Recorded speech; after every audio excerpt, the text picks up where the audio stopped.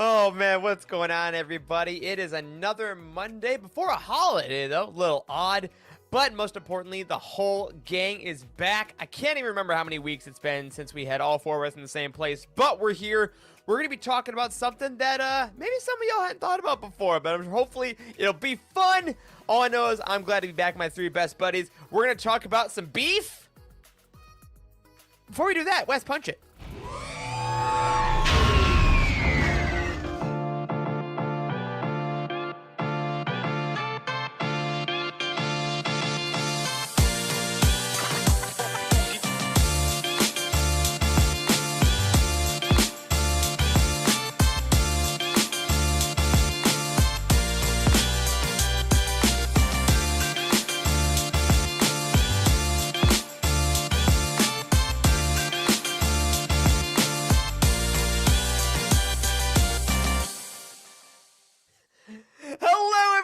Welcome to the Living Force, a UTD Network podcast. Tonight, all about the rebellion, victory, and war itself.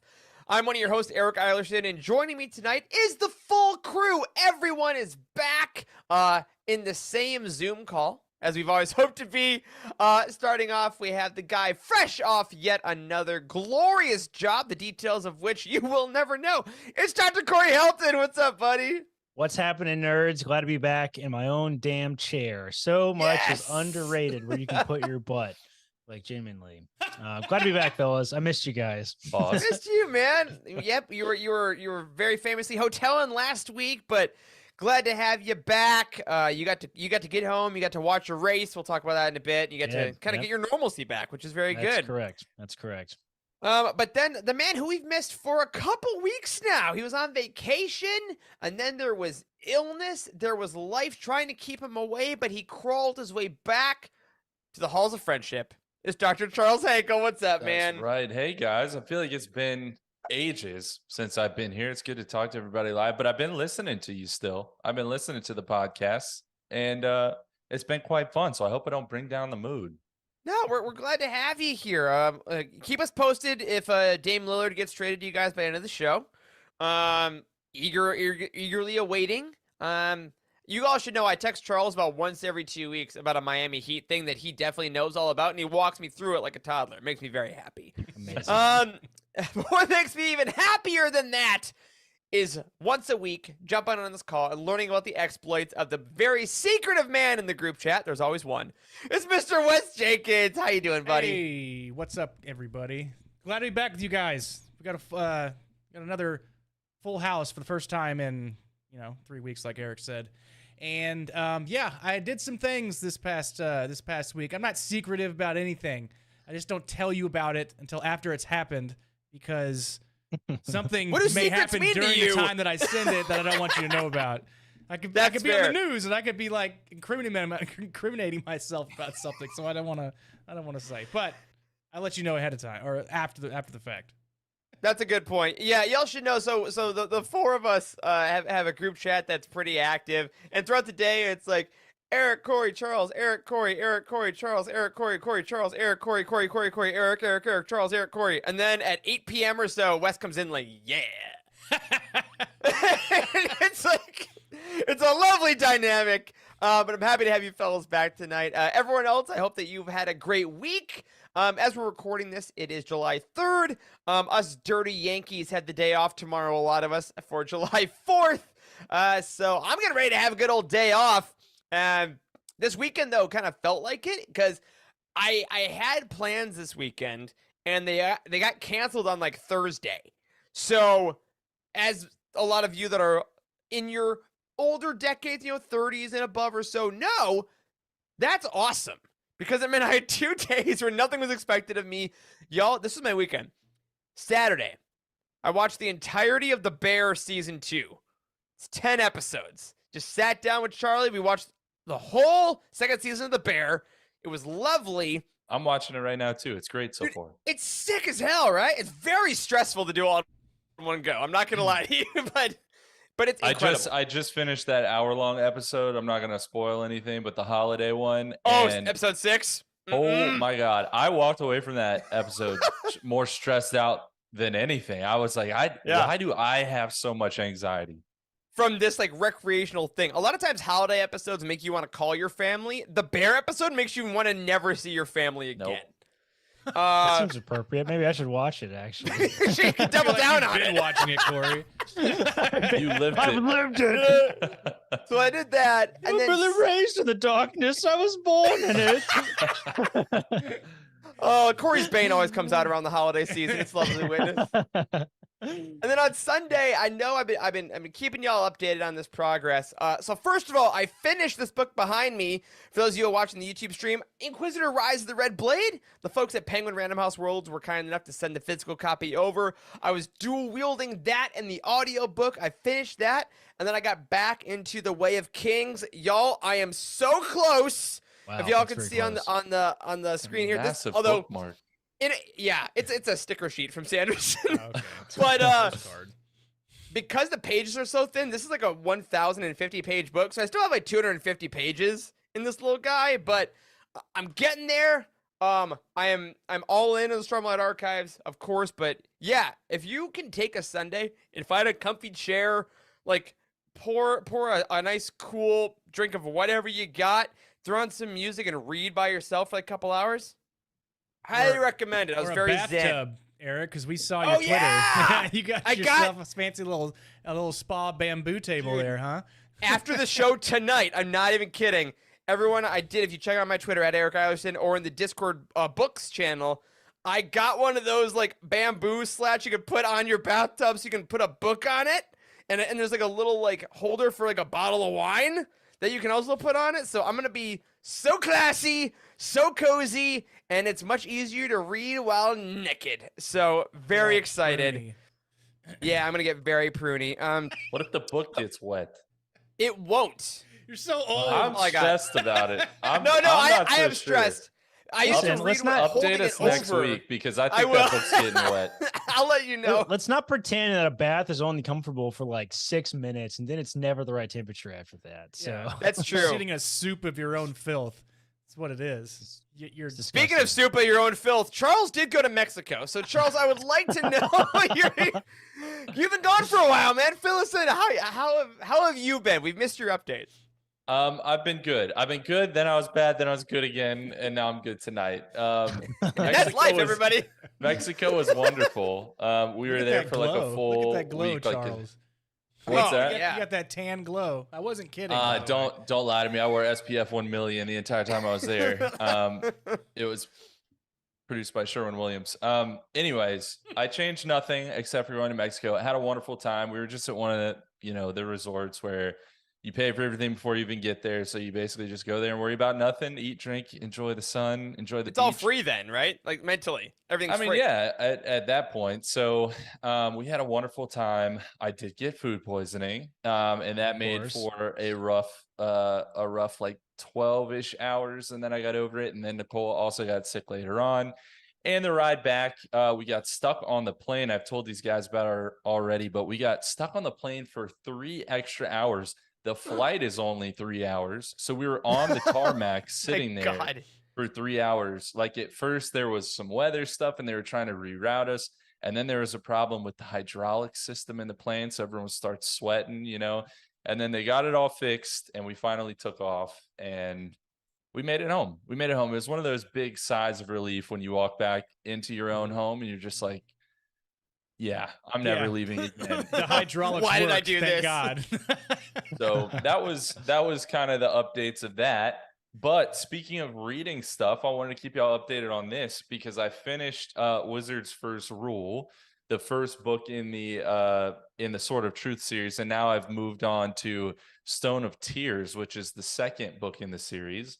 So I'm chugging along in this, and I gotta say I have had such a good time reading non-Star Wars stuff. Not to hate on the Star Wars, I'm gonna get to that too, but it's just been a really nice kind of palate cleanse, Well, listen, the last Yeah. time you recommended that we read a book, it like changed Eric's life. So That's true. you know, And It's his a bank very good account. point.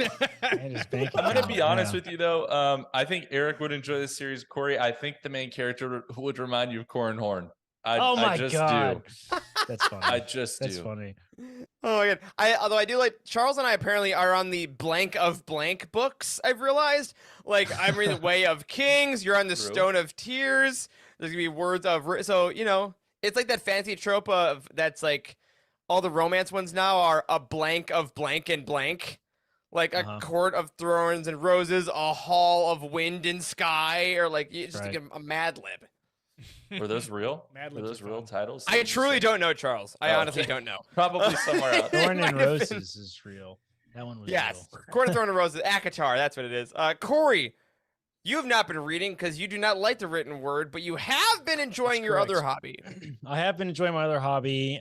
This weekend was a big race, the Austrian Grand Prix. So I was very tuned into the racing community. And very, very sadly and unfortunately, we got a really big reminder of just how dangerous the racing motorsport is, because an 18-year-old Dutch driver in a Formula regional race was very tragically killed in a really dramatic, horrific crash. I saw the video footage. It was not pretty at all. And nobody has died in a Formula race in a really, really long time. This is not Formula One. This is like one of the very low there's like Formula 2, Formula 3, Formula 4, all the way down. And this was like a Formula 4, but he won a Formula 4 championship last year, a Spanish championship. So he was fairly well known.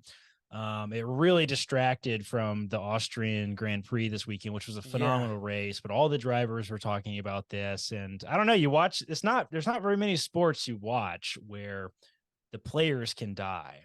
Right. Yeah, and right. I don't know. This is the first time this has nor happened should they. since- Yeah. Right. Right. And there's so many safety things put into place. It was a wet track and they shouldn't have restarted the race, and visibility was awful. And somebody plowed in this guy, T-boned him at 200 miles an hour. I mean, there's nothing you can do. God. And Yeah. it was really, really terrible. So just everybody in the racing community, just condolences going out to the family and, tough stuff. But I did enjoy the Austrian Grand Prix. It was a really good race. That was over the weekend. And this coming week is the one in England. So it'll be good.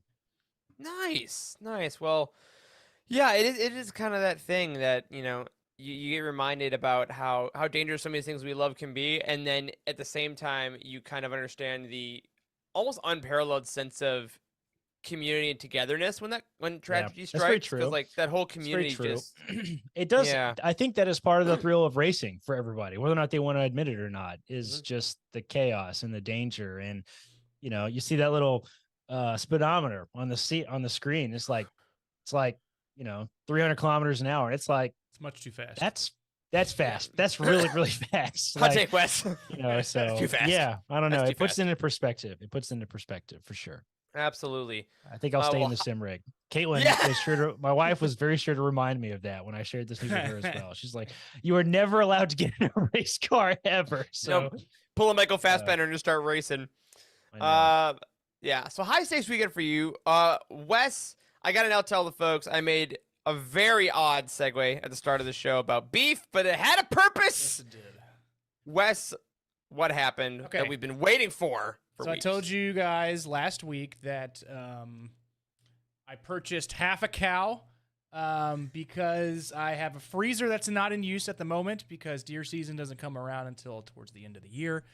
So instead of, I used to purchase Butcher Box, which is a meal delivery service, basically just provide you meat every month, and I was getting just basically beef every month, but the price was astronomical to the point of buying a half of a cow at bulk price, and so I saved quite a bit of money, but I had a delivery person bring me beef on this past Friday or Thursday or something. I don't know. I forgot. I was excited about it. So I forgot what day it was.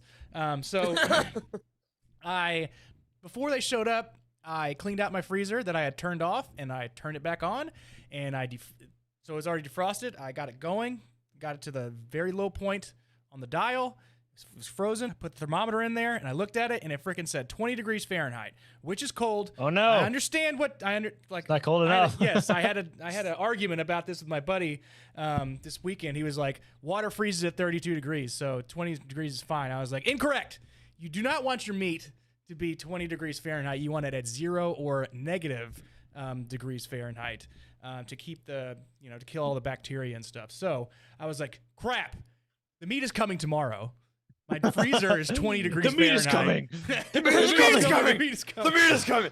Meat's So- back on the menu, boys. Day of, I go to Lowe's. I purchase a cheap chest freezer, bring it home, and I put it in the garage. I turn it on, and guess what?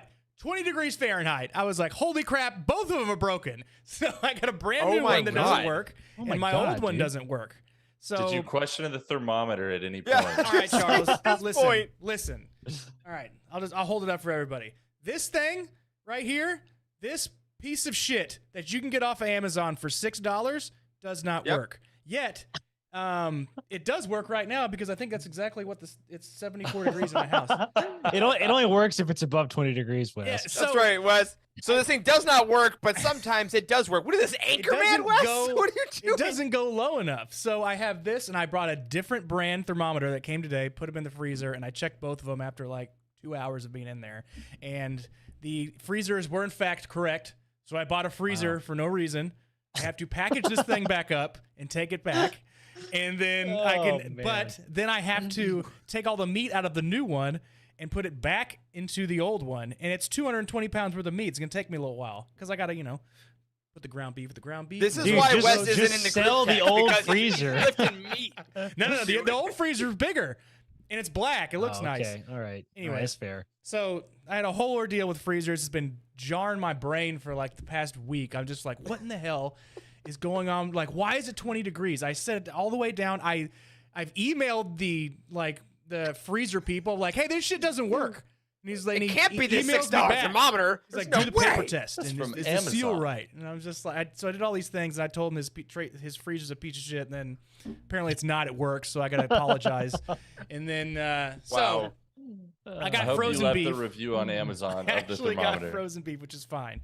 And then on top of that, yesterday I went to a Willie Nelson concert, which is fantastic to see country music icon Willie Nelson walking out there at 90 years old, singing God. 8 to 10 songs. We thought he was going to be up there for like 30 minutes, maybe 5 songs. That's it. Yeah. He was up there for like over an hour singing all the songs. I mean, Wow.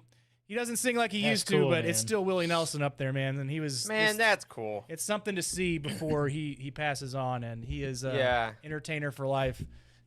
Lots of cannabis being burnt on the lawn out sure. there in Texas. Absolutely. Secondhand high, huh? Yeah. So, Man. but it was a great concert. Willie It was Nelson fun. and beef are weirdly kind of related, in my opinion. So Go on. very on brand for you this week. Yes. very much so. Oh, great. Willie Nelson and beef. Well, everyone, as you kind of have to reckon with your shuffling off of this mortal coil, as we all must do someday, remember that you can join us on Patreon at patreon.com/Utini.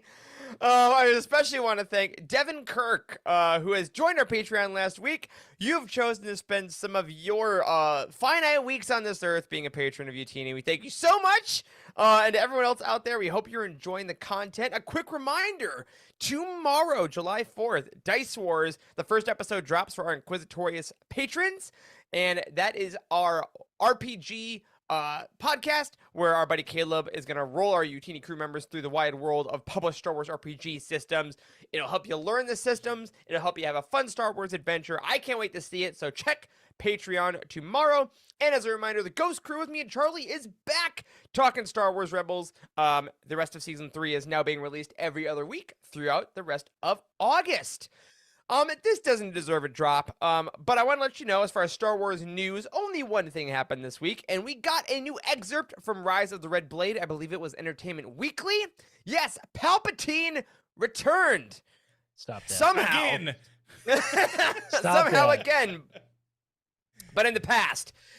So we did get an excerpt of Chancellor Palpatine being in the Clone Wars era, talking to Iskat, as she is a Jedi.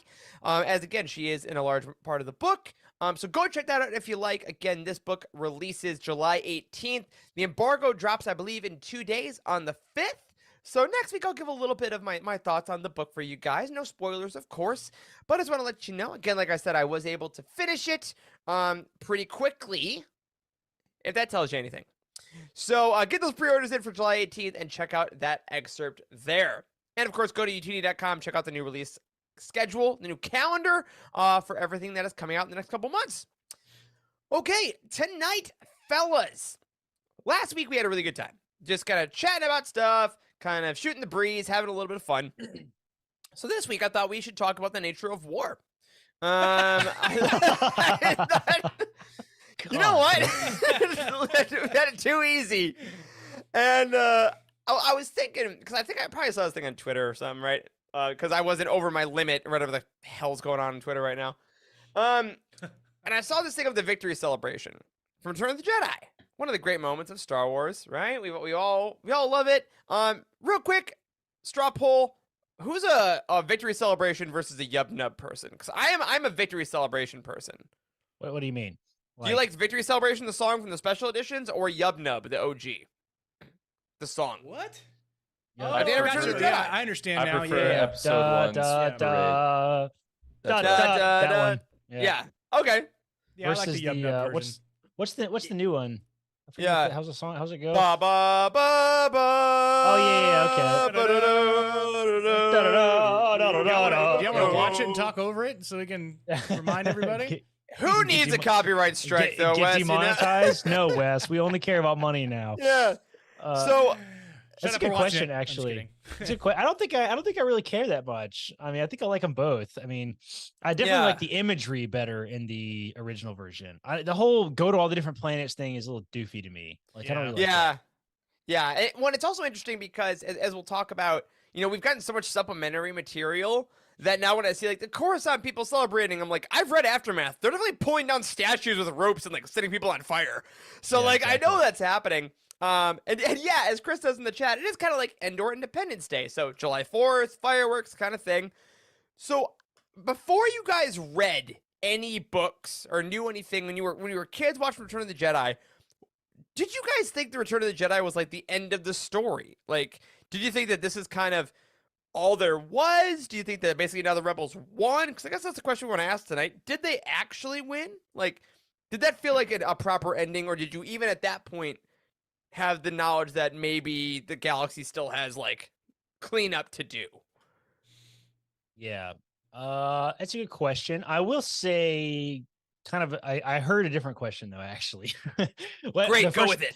The first question that I heard was, as a kid, what did you think about the end of Return of the Jedi and if there'd ever be more? I never genuinely thought we'd ever get a film that happens in the timeline beyond Return of the Jedi. Genuinely. Sure. I really never Sure. did think we were going to happen. Like, and I remember when they announced that they were making new Star Wars films when I was in college, they announced that they were making new Star Wars films. I didn't believe it. I was like, holy shit, they're making a new Star Wars film. I can't believe it. I thought that maybe it would be about the books, and then they announced the whole Legends thing shortly afterwards. And like, I had a lot of mixed feelings just in general about that, because I just don't know that it ever occurred to me that you could make more films beyond Return of the Jedi. Is that Is weird? that legal? Yeah. Is that No, legal? I was there with you. I mean, 'cause I think as a kid, when we were watching Star Wars, especially, like, it was done. Like, after the prequels, though, especially, like, okay, Star Wars exists. It's like, now Lord of the Rings exists. Yeah. And now, even though they're making another show, certain things just seemed like they were done because, legitimately, I don't think until really the MCU happened that we as a culture had the idea of infinite entertainment. Like, Yeah. you told the story and then it was done. And obviously the books added more, but I agree. I thought Return of the Jedi was the end. I mean, yeah, the shot that you put up here, Wes, like, this is clearly an ending. This is Yeah. Oh, all yeah. the main characters. Yeah. They're all and- singing songs. They're dancing. The Ewoks are hitting those little stormtrooper helmets. I mean, And like you Vicious. said, Corey, before we even starts, they go to planet. Everybody is celebrating. It seems as though everybody is happy about what's going on. They're not killing anybody. So, like, that's the end. That's got to be it. Because Yeah. Galaxy, good defeats evil. Galaxy as a whole is saved. So now, Yeah. now what? What is there? Happily ever after. That's all it is. Yeah. Well, and I think that's interesting too, because like then we get stuff like, or like really Aftermath, I think is the biggest one for me. When I read that book, Wendig basically starts it at the end of Return of the Jedi almost Yeah. instantaneously. The music is still playing, right? Yes. And there's a riot. Like the first scene in that book is actually just a father and his son. For those that haven't read the book, they're not on. They might be named, but they're not main characters or anything. It's just a father and his son on Coruscant, and there's a riot going down, and they're taking down the statue of Palpatine, and the father gives like a rock to his son to throw, and they're basically like having a giant protest. So like, Oh my God. Have you guys seen Hot Rod? Have you guys seen the Yes. movie Hot Rod? Yes. yes, So this go reminds on. me of where they're walking to like the big event at the end of the movie and a riot breaks out for no reason in the middle of like a musical number. And then they're all just debriefing after they run away. And one of the guys in the main group is holding a TV and he's like, there was no time to do anything but just run and hope that everyone was okay. Oh my That's what, God. that's what that reminds me of. Yeah, same vibe, same exact vibe, right? Same So vibes. it was. But Nice. I remember reading that thing and having this slight moment of disillusionment because at the end of Star Wars, right, good triumphs over evil, but now because this story had continued, we're like, oh wait, there's still more evil to go. And then like Battlefront 2, we found out that Palpatine had all these guys. So I guess just on the surface level, does the expansion of Star Wars past this quote unquote victory take anything away from the end of Return of the Jedi for you, or do you actually see them as like different things? Oh man, that's a good question, dude. I think it's an age. I don't know. I need help. There's a degree to this that I think we all think alike because we're roughly the same age. Like we were kids when we watched the original trilogy. Maybe we weren't I thinking. mean, Wes was beyond 40, but that. yeah. I mean, well, yeah, Wes was already I a look so senior good. citizen. Your Let's just say, skincare let's just say Wes sensational. got a cheaper movie ticket, you know, when he went to the theater. It was a coin, Charles. You can pay with a coin. Oh my God. $7.50 here. There you go, son. I Thank have you. a popcorn and a Coke. That'll be 25 cents, sir. But no, so I mean, I think maybe for people older than Wes, even if you can imagine, they were probably thinking about what came after Return of the Jedi in a way that probably we weren't. And what's interesting is like in that time period, at least when A New Hope came out, you know, a lot of the movies coming out were very kind of dark and gloomy and like, I don't know, maybe like hyper realistic, and Star Wars was very against the grain to present this like very straightforward, very good versus evil, like very clear delineated story, right? So I think it's a little bit the lens that comes with being of a certain age. But to answer the latter part of the question, like does the continuation of the movies and the sequel trilogy and all of that take away from it or make it feel lesser? I don't think that it does. I think that overall, it's like this. Let me make an NBA reference, guys. Recently, Hell yeah. my Miami Heat knocked out the Milwaukee Bucks. Okay, and there's a very famous piece that was going around from the interviews after the game when a reporter asked Giannis Antetokounmpo, who is one of the Bucks players, one of the best players in the world right now, asked him if he considered the season a failure because they didn't win the championship. And he went on this very respectful, very polite, like 3-minute tangent about how it absolutely wasn't a failure because, you know, he worked, he got better, he provided for his family, this, that, the other thing. And he basically made the point that, you know, it's not the mountaintops, it's the walking in between kind of idea, right? So like the rebellion did win. Did another evil, well, I guess the same evil, did evil kind of come back and rear its head again? Absolutely. Yes, it did. But that's going to happen. That's life. But you didn't lose that, you know, initial battle. It's just a matter of dusting yourself off and doing it again. Yeah. Dang. I love that idea too, because I think we're taught that as kids by like teachers, hopefully, and especially like coaches, right? Like a sports analogy. I can remember, you know, even if you don't win the championship or you don't win in one year, it's like, well, there's always next year. Or if you win, it's like, this is great, but it's also not everything. Because then there's still something to come next year. There's still always something to strive for. And I think that as we become adults and those benchmarks are a little less specific, like you don't have just high school graduation, then college graduation, and then that first job. Like as you sort of lose what your victories are, those of us that were raised on the need to have those kind of struggle. And I think the end of episode 6 was such a clear the good guys won and the music Right. played. And since then, because the books are a little more thick, it became, well, yeah, but Yeah, because that's what the books do. They get down into the details, into the weeds. Because yeah, when I first watched it, I was just looking on the surface. Good defeats evil.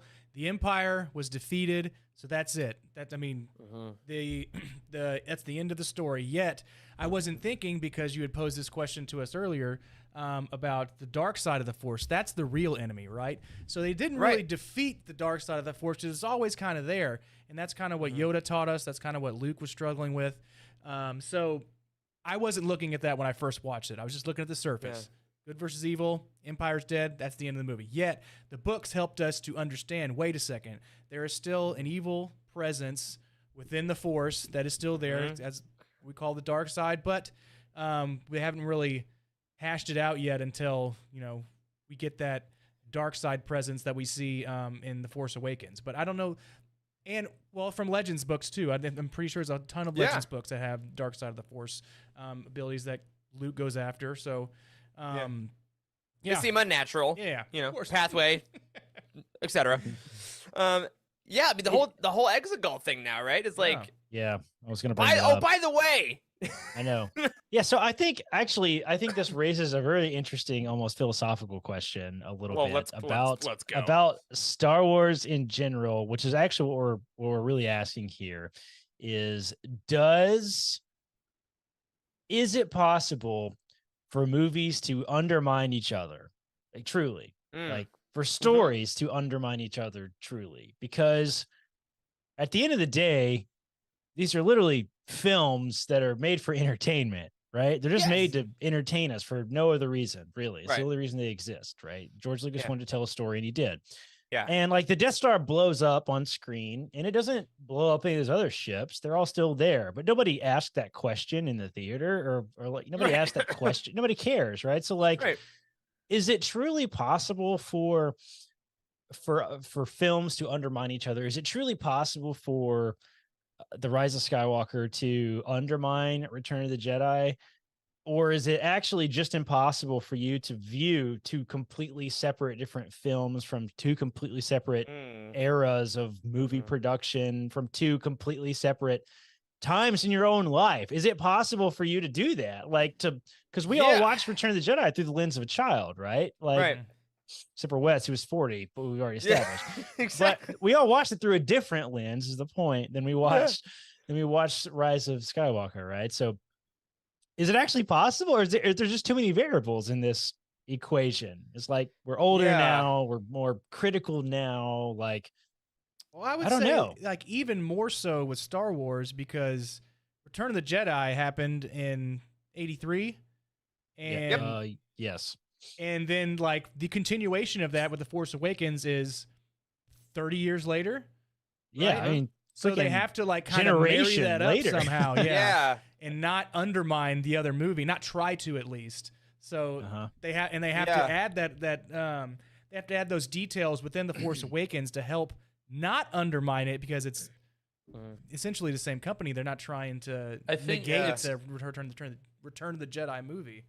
But like, let's inspect like maybe the most controversial thing that we've already referenced so far, probably that came out of The Rise of Skywalker, is the return of Palpatine, right? Yeah. It's a double-edged sword. People are never going to be happy. If they had come forth and created some new evil that was somehow superior to Palpatine, people would have been mad, because they would have said, well, that undermines Palpatine as a character, because he was the biggest, baddest thing there ever was. But then you bring him back and you say, well, that undermines the end of Return of the Jedi, because he was dead. It's like, it's just, there's going to be stuff like that there's going to be some mental gymnastics when it's a fantasy sci-fi kind of story. And I mean, if you want more stories, stuff like that's going to exist, otherwise we're going to have to do exactly what you said, which is, should we have ever had prequels? Should we have ever had sequels? Or do you let a good thing lie? Well, that's you brought up such a great point there, Charles, which I think we've also been dealing with in this last year, specifically when we hit High Republic Phase 2, right? Was that we want content, right? our kind of our company, our show is based around there is new content and we take on the content. That's a great time to be alive. Star Wars keeps going. That's really cool. But that being said, the more content we have, yes, there might be stuff that's great and that's awesome and that makes our life better because we love Star Wars. But if something doesn't hit or doesn't help expectations, then the brand itself slightly becomes different. Like the phase 2 stuff that we weren't necessarily as high on got hurt, not because it made phase 1 bad, but because we were thinking about phase 1 and weren't treating it as its own individual property. Right. So we then, does the High Republic feel weird because it expanded too much instead of just doing one story? And I think with Star Wars, obviously, this separate from the folks that are like, you ruined my childhood because there's girls on screen. Shut up. You're stupid. But I think some folks were like, I had in the first 3 movies, and then even the first 6, I had this story of Anakin Skywalker as the chosen one from top to bottom, and then go from the Republic to the end of the Empire, and it was done, and in good triumphed over evil, and it was over. And now, as Maz Kanata says in Force Awakens, like, there's been one fight, the only fight, and this fight just kept on going, and now my heroes didn't get to win, which I think was the most realistic part of the sequel trilogy, right? Because I think, unfortunately, as we get older, we realize that it does keep going, and we don't just win.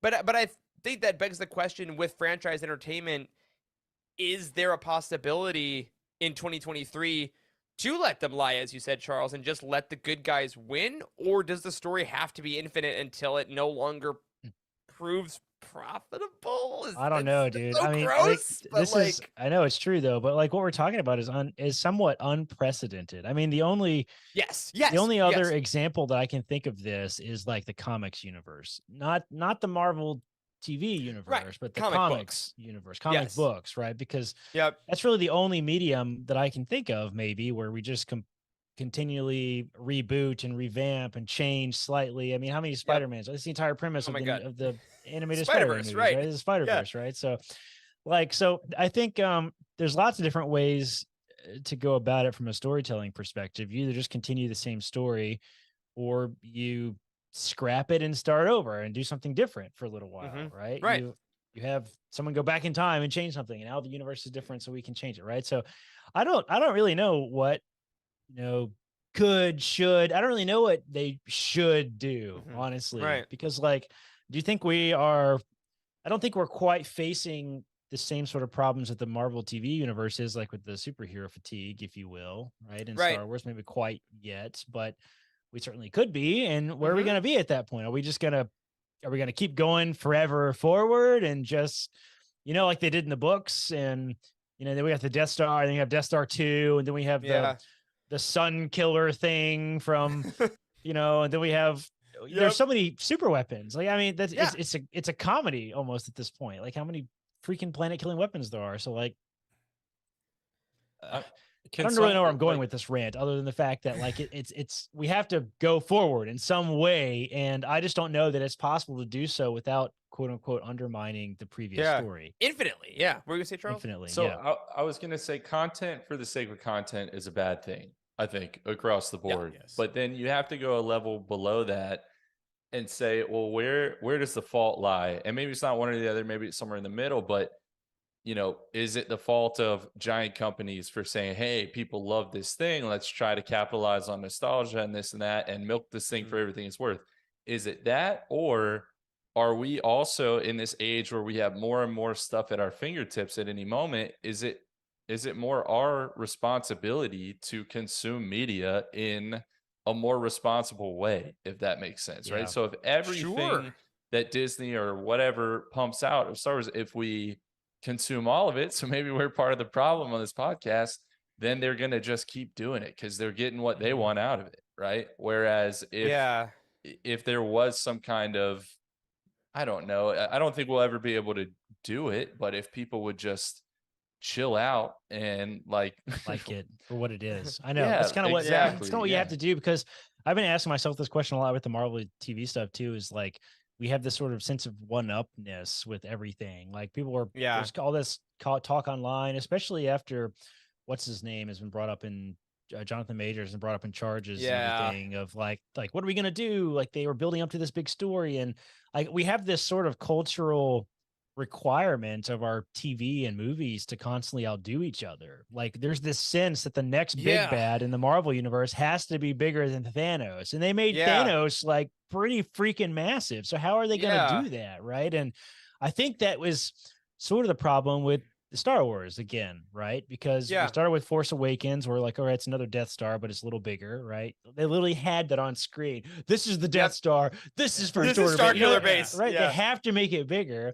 And then, like when they do the Rise of Skywalker, it's on a Star Destroyer, and they can blow up lots of planets, right? Yeah. So where do we stop? And it's our fault, to be clear, as a culture. It's not the Yeah. creatives' fault, No. I don't think. I think it's No. our fault. That's what we demand of our TV. We demand it to be bigger and badder than last time. Yeah. And I think that's kind of goofy. Some of the best stories in Star Wars are like a couple of Yeah. Jedi against one Sith. Like it doesn't have to be a planet killing thing. You know what I mean? So Yeah. Well, and I think that's, and that brings up two things that makes me think of. Like, one, yes, I love the idea of us being like responsible with our media consumption, but also like content or quality of content does rule overall. Like, if the thing you're making is good and has a good story and good creators, great, make it. I'm gonna like it. People are gonna see it. People are saying, oh, do we need another Spider-Man movie because we have all these Spider-Man? Meanwhile, Across the Spider-Verse just hit over $600 million because it was made as one of the maybe best animated movies in the history of the world. It just happened to be about Spider-Man, but the care in the product was so good that we're like, great, and it had a story to tell.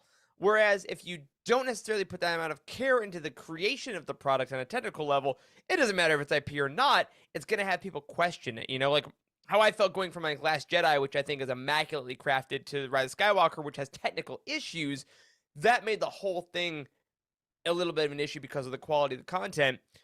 But also, I think we've seen this work in Star Wars best. Like you said, Corey, not everything has to be massive and crazy. I take Light of the Jedi, for instance. That came out, no recognizable characters that we knew, brand new era, except for Yoda, whatever, right? Brand new era. And like they had the hyperspace disaster, true, but it really was about like saving some people on a planet and the Jedi coming together and like learning about this mystery of this new thing, going to a couple planets. Like it was kind of a mystery, it was kind of a battle, but it wasn't for the safety of the galaxy and like every single one. But it was the core of what Star Wars was, and we hadn't seen anything like it. Which is why I think we're all very excited right now for the Dawn of the Jedi movie when they're going back 100,000 years. Like, cool. If that's good, hopefully that won't do anything crazy. And I think if they allow Rey's movie to do a similar thing, go a little further, I think that's the only way content can really escape the need for another Death Star and another bigger, better thing is by almost cutting itself off.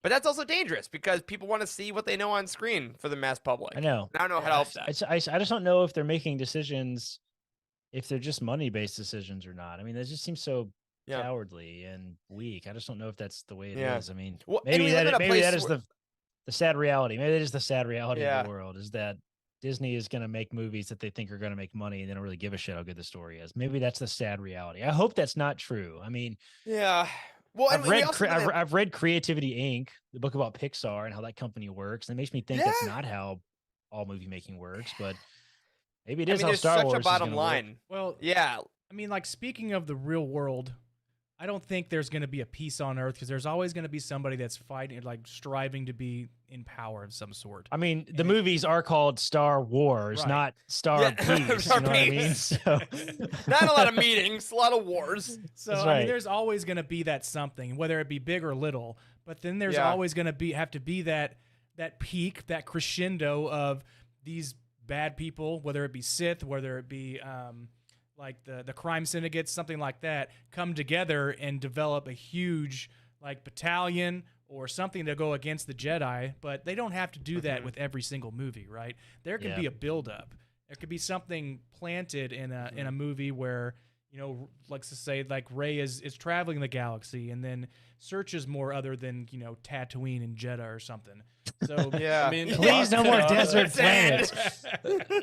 Maz Kanata talking about the only fight though that you were referencing earlier, Eric. I mean, I don't think that's necessarily I don't think what she's referring to is necessarily the good guys versus the bad guys. I think she might just be talking about even the internal struggle of good versus evil, like Yeah. Yeah. between Great point. in each individual. Like even what's interesting is that Star Wars has always overlaid that on the macro thing happening in the galaxy as well. Like look at the Yeah. celebration that we're talking about at the end of Return of the Jedi, and then at the same time you have Luke off in the woods, you know, with a funeral pyre for his father Right. who chose Right, good at yeah. the end of his life. Like Right. it's always been that micro macro inspection. But I've found that as I get older, not as old as Wes, but as I get older, I find the inspection of that internal to be much more interesting. And that's what's I think is nice about Star Wars is as straightforward as it is sometimes, it is also nuanced. And I think as you approach these movies and these trilogies, there's, depending on where you're at in your life, there's kind of a new understanding you can get from what you're watching, Mm-hmm. right? So I think that probably kids that were our age, when we were watching the original trilogy that watched the sequel, they probably think things are done or thought things were done when they watched The Rise of Skywalker, right? But I mean, there's going to be something else. And I bet when they have their podcasts or whatever it is, 30 years from now, they're going to be talking about some similar things.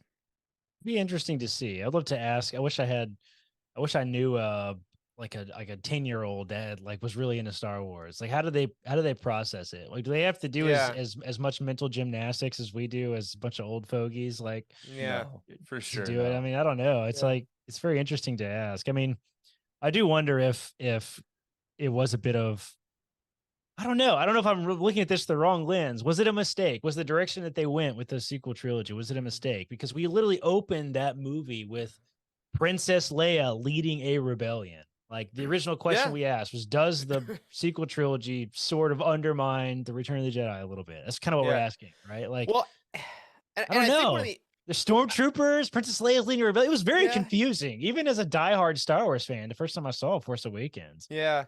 I think what I've realized literally during this conversation, because also, like I said at the top of our talk, the reason I also pose this question is because I don't know. I was thinking about this a lot. Yeah. And what you guys have made me kind of think about is that as people that have grown up with this and now have read more about it a lot, like, we've read many books, we've watched all the shows, all this stuff. I think what I've come to realize is that Star Wars as it exists now is almost, for good or bad, more realistic for us because in our lives, like you were saying, Charles, we are always going between light and dark. Like every single day, you have choices where you can give into some anger or fear, or you can give into like light and compassion and selflessness, and like that's every day. And even if you have a really good victory, 20 years down the road, 30 years down the road, you're gonna have to do something else. I mean, look at on the war schedule, like World War II, like V-Day, one of the biggest victory celebrations in the world, wasn't the end of wars, right? But it didn't take away from the sacrifice of that. And I think seeing the heroes of Star Wars have their big win, but then ultimately realizing, and then I still had to go to work on Monday. And then I still had to go and, 30 years later, yeah, I got divorced. Yeah, like things happen. Like maybe now with older eyes, it's not necessarily as idyllic as it was. Idealistic, yeah. Yeah, maybe. idealistic, but it is actually maybe all the more realistic and the most realistic version of victory and of good and evil is Yeah. that it doesn't It's messy. stop. It's very messy. And even after you die, it keeps going. It's just very interesting how this works. I mean, because it's not like we're telling history, I mean, we're expanding a universe of made up characters and made up stories and a bunch of different mediums. I mean, it's complicated, right? It I is. mean, It's very complicated. it's very complicated. So like, I just don't know. It's that simple as this was a mistake or that was a mistake. I mean, I think you have to have a lot of nuance to really be a true fan, not in a gatekeepy kind of way is what I say true fan, but like if you do truly want to be a fan and find joy and positivity from watching and learning everything, like the original definition, fanaticism. Exactly, right, fanaticism, right? Like you have to have some nuance in your understanding and appreciation of different things. I mean, because in one corner, the entire premise of the sequel trilogy completely destroys the ending of Return of the Jedi, but in the other corner, it's like, well, good didn't completely trump evil, because there's always going to be evil, right? So Yeah. like it takes a little And they more kept nuance. to do fighting. that. Yeah. But I think that's kind of the thing is, now could you look back and look at the celebration on the forest moon of Endor and be like, man, they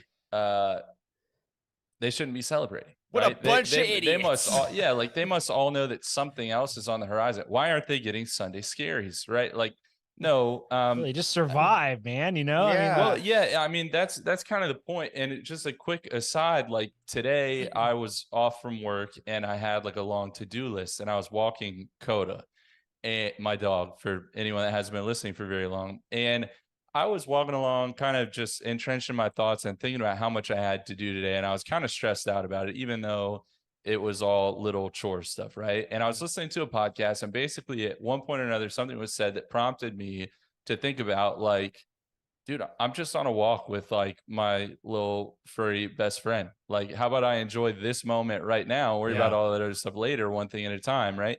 And I had a very nice second half of the walk. And that's kind of, Mindfulness, dude, is what it is. no, exactly. It's mindfulness. So it's like celebrate those moments, even if other stuff's gonna happen. It's coming. So like, should we be questioning, like, should they be celebrating? No, I think we should be saying, like, good on them for like taking that moment and cherishing it for what it was. Right. Yeah, Every and- victory is still a victory, in its own way. Then the fact is, like, it is this tiny little rebellion. It's underfunded, under-resourced rebellion defeated the vast riches of the empire. It's a place where Corey would go as a locum doctor, basically. Basically, pretty much. Yeah. I mean, I don't know. The galaxy is infinitely large and time is infinitely long, right? I mean, you can't just say, no, you shouldn't celebrate because something bad happens later. I mean, yeah.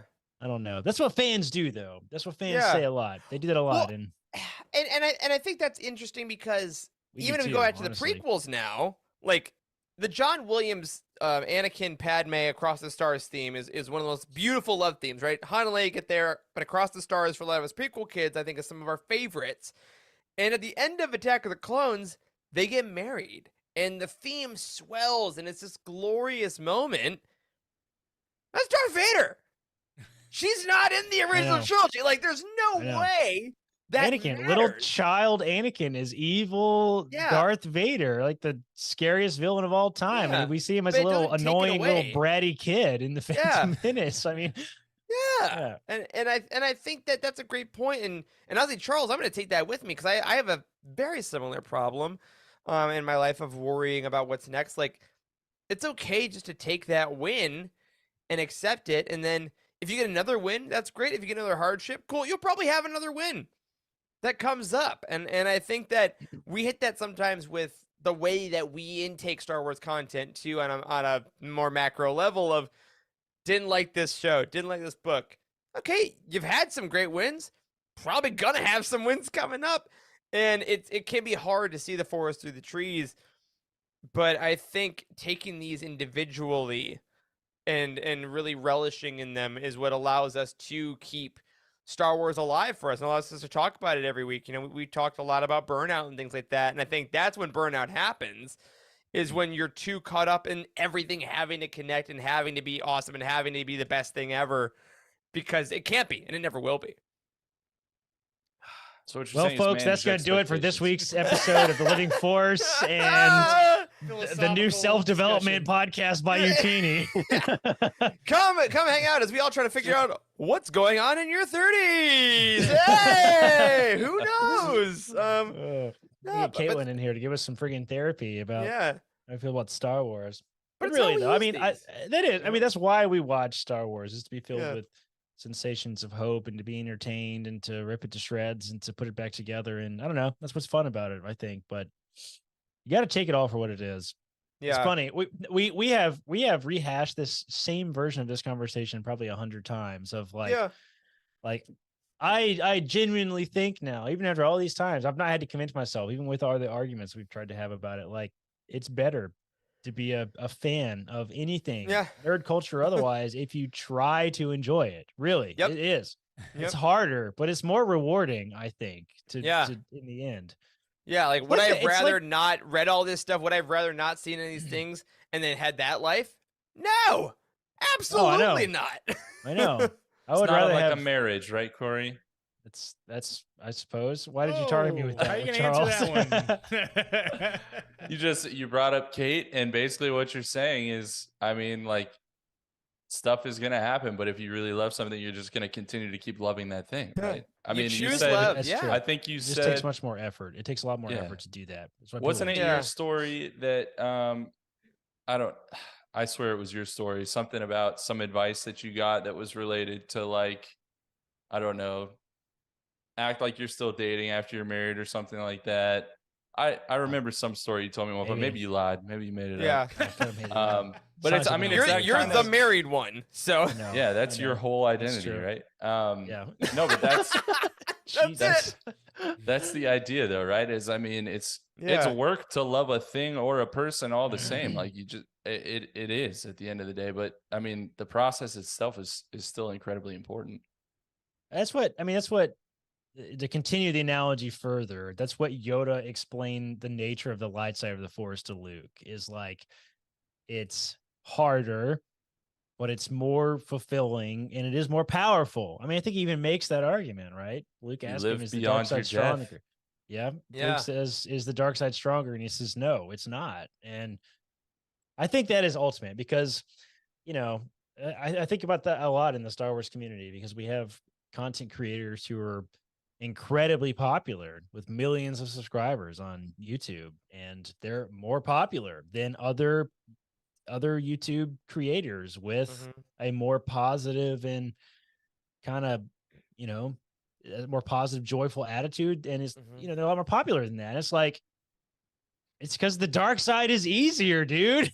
Yep. It's Yep. easier to be like, this is stupid than it is to say, let's Yeah. discuss whether or not the end of Return of the Jedi is undermined. I mean, it's easier just to say Yeah. that. It's the concept of the long run and the short run. In the short run, this is what I think, anyways, that the dark side is stronger in the single moment, right? But in the long Idiocy, run, yeah. in the long run, like you live forever, you can pass on what you've learned, you make everybody stronger Mhm. when you're on the light side. So, Mhm. two different views there, but I think in that, like what you had just said was like, is the light side strong? Yes, it is, but that's in the long run. But I was just thinking like, but you can like force choke somebody immediately right there. I don't think the light side's You gonna shoot win with that, lightning into your like, fingers. whatsoever. Like it's rad. It's All right, very, so our it's next very round short-lived table- for sure. Next Yeah. round table is on the tortoise and the hare. If everyone wants to go ahead and go over to youtube.com and click the That- affiliate link. That story will never die. That story will never die. Oh, But yeah, I think man. it's always just it's a key thing to remember kind of as we wind down is that, and then I think you guys should help me get here because again, wasn't sure, but I think it's it's good to remember that these things do matter because isn't the sunset beautiful even if tomorrow it will rain? Like, doesn't matter. You can still enjoy this glorious Yeah. moment. Tomorrow might be rough, and with conflict, there will always be conflict. Unfortunately, I think in real life, especially, but also in some fiction. Now we have infinite content until eventually they may Yeah. not make Marvel movies and Star Wars books and things like that. But until that day, there's going to keep happening. There's going to be conflict, but that doesn't necessarily negate the victories that Right. you've had, nor does it in life. It's important to try to remember because we've all even kind of had the reflections ourselves that are these new films going to fix the sequel trilogy, or is it going to make it easier to digest? Is the storytelling going to be better? And it's almost better in a weird, sick and twisted kind of way that the sequel trilogy does have as many problems as it does related to the older stories because it makes you think harder. And Yeah. I do appreciate that, I suppose, but Just less planets in the first 5 minutes, guys. My God, there's no too more many desert planets. I just don't want any more desert planets. Can we go back to a snow planet again? Yeah. We did Snow one, was but great. We had one. No, Kajimi was Kajimi kind of was dope. snowy. Was Kajimi it just dope, wintertime too. though? Maybe it was just wintertime. Maybe it's like Hear me maybe out. maybe That's true, Kajimi is actually. just like I don't know. Antarctica is considered a desert, by the way. Oh, That's true. Hoth might be too, points. actually. Points, Wes. No, yeah, I think Kajimi, because in Suck Poe it, Dameron Doctor, you and your Freefall, it wasn't degrees. always snowy. Well, yeah, Kajimi know. just has seasons. How We're about- talking about the just the weather, and planet. Charles and Wes are talking about freaking geography or some shit. There's two different conversations right How about now. just a planet with more than one climate? Can't we happen. Can't do How that. about No, that? Same it's day. Star Wars. Shut up, No, Charles. okay. That's Shut the Shut up, too Charles. far. What the first hell's wrong stupid with you, thing you dude? said all night. What? Get out of here! Not my Star Wars. We're not ready for that. We're not ready. So you know, All right, let's have an entire Star Wars trilogy, and they never leave the planet. It all happens on one planet, but there's lots of different themes. You know, they're in the Sahara Desert it's at one just point. like Earth. Ugh, just That I sounds- think I've sounds seen that terrible. before in movies like John Wick and Ridiculous. I mean, it No. happens. It's great. Unacceptable. all the It's Mission shitty even. Impossible movies. I know. unacceptable. I want different planets. They each have one biome. Hashtag Starfield comes out in 60 days. Oh God. Well, gentlemen, thank you for helping me throughout this midweek crisis of mine as we look towards our own. Why did you Country get to thinking Independence about tomorrow. Return of the Jedi? Did you watch that recently? No, because of 4th of July Yeah, tomorrow. Independence Day. I was thinking about like fireworks Celebrations. celebration and like The 4th of Jedi. like Yes. that was the big win. But then obviously now, like in our country's history, like there were so many things that still had to be fixed and so many things that were still bad. And I think a lot of people have become very disillusioned with the 4th of July for that exact reason. And I think that I'm personally not celebrating the 4th of July because neither. you know, We have a those meeting. colonists were stupid to celebrate. I mean, look how much bad shit is happening. Morons. What are they thinking? exactly we had the sequel trilogy, which is the Civil War. That's an episode. All right. Oh man, but I will say, anybody, if you are celebrating, hope you have some good family time, or some good time with friends. Eat some hot dogs. Last question I got for you guys on a very silly note: what do you put on your hot dog? I put ketchup on it. I don't care. Mustard is gross. Relish, also think bro. mustard is- Relish. Yes. Freaking Well- gross, dude. I hate mustard. Mustard, No, relish, I like jalapenos. mustard. I'll say, Wes, do you just dunk yours in water like Joey Chestnut try to like get them all in? Hey, don't forget. I think it's at 11 a.m. Central. The hot dog eating championship. Joey Chestnut's gonna go for like the 15th belt or whatever that he has. So, Those course you belts need know to get that. bigger if he's eating all those hot dogs. Yeah. That's what I'm just He just saying. attaches them end to end every time he wins a new one. I think they throw that all up afterwards. They can keep it down for 10 minutes and then it comes out. You should You be can't eat all that. disqualified if you throw up too early, though. Yeah, exactly. That's awful. All right, you that killed me. I don't have a segue out of it, so all I'll say is thank you, everybody. Hope you have a safe holiday, and if you're international, go to work tomorrow, because that'll do it for this week's episode of The Living Force. If you support us on Patreon, thank you so much. Keep an eye out for Dice Wars tomorrow and new episodes of The Ghost Crew that are dropping for you. A special thank you to Brian Dooley, Earl Q, Carl Sander, Zach W, and Michael Fry on our Jedi High Council, and James T, Ashley Ingalls, Colton Fife, and Chris Carrizo on our Alliance High Command. You can find us on Twitter. I'm at Eric Eilerson. Corey's at Corey M. Helton. Charles is at C. Hanko. Wes is at Boss West. The show is at Living Force Pod. A special thank you to Matt Davenport, our amazing editor, Ryan, our graphic designer extraordinaire, and Wes, our producer and community manager. Thank you to Corey, Charles, and Wes for podding with me tonight. Thanks to all of you for watching and listening. And as always, may the Force be with you.